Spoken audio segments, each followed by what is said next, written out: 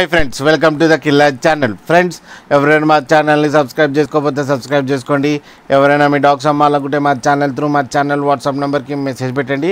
Friends, ఇవాళ మీకోసం Z black లాబ్రాడర్ male పప్పి తీసుకురావడం జరిగింది. ఇది హైదరాబాద్ దగ్గర అశోక్ నగర్లో అవైలబిలిటీలో ఉంది.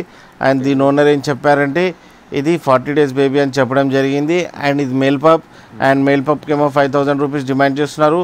అండ్ రేట్లో స్లైట్గా నెగోషియబుల్ ఉందని చెప్పడం జరిగింది.